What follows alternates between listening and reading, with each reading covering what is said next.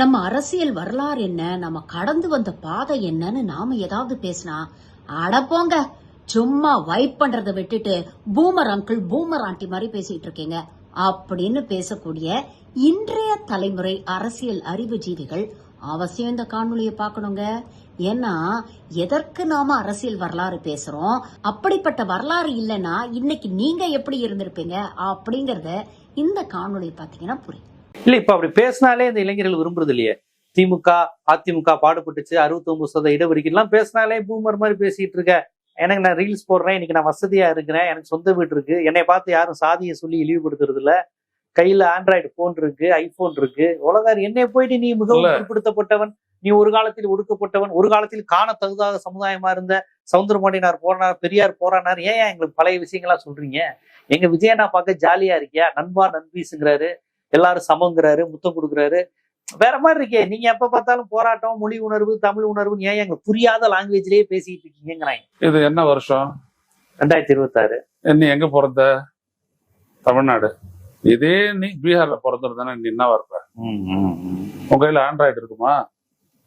ஒரு மட்டராய்டு இருந்திருக்காது, கொத்து வலிக்கு போயிட்டு. நீ இதை போட்டு பாத்துட்டு இருப்ப, பின்னாடி புடரில ஒரு அடி விடும்.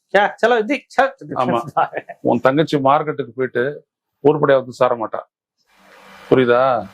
நடுவயல்ல போட்டு தள்ளிட்டு போயிட்டே இருப்பான். பாக்குறோம்ல உத்தரப்பிரதேசத்துல என்ன நடந்துச்சுட்டு. சோ இதுங்கெல்லாம் வந்துட்டு செய்திகளையே அறியாத முட்டா போடுறீங்க. எதுவுமே தெரியாது இவங்களுக்கு.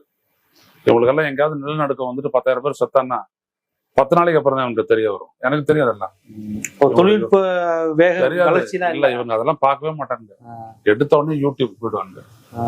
அதுல ஆக்சிடென்ட்லா இவங்க உருட்டிட்டு இருக்கிறதுல அது வந்துச்சு அப்படின்னா ஏய் மேன் அப்படின்னு சொல்லிட்டு பார்ப்பாங்க. அப்படிதான், மற்றபடி நமக்கு எதுவுமே தெரியாது. இப்ப நம்ம எதெல்லாம் முக்கிய செய்தியை நம்ம வாசிக்கிறோமோ அதை பத்தி ஒண்ணுமே தெரியாது. ஒண்ணும் வேண்டாம், நான் விஜய்க்கு ஓட்டு போட்டேன், வெள்ளை பேப்பர்னு என்னடா கேளு, ஒயிட் பேப்பர்னு என்னன்னு, மார்க்ஸ் என்னது, ரிப்பப்ளிக் டேனா எது கொண்டாடுறான், 3 கேள்வி கேட்டோங்க. 100க்கு 100 எனக்கு தெரியாதுன்னு. ரிப்பப்ளிக் டேனா என்னது, ஹாலிடேன்னு. வேற எதுவும் தெரியாது. ஆரஞ்சு மிட்டாய் கொடுப்பாங்க, அவ்வளவுதான், வேற எதுவுமே தெரியாது. சோ கல்வியில ஒரு பங்கு இருக்குது. இன்னொரு பங்கு அவனை ஈடுபடுத்திக்கவே இல்லை. ஏன்னா அந்த வசதிக்கு கொண்டாந்தோம் இல்லைங்களா, அதுல வந்துட்டு அவன் வந்துட்டு திசை மாறிட்டான்.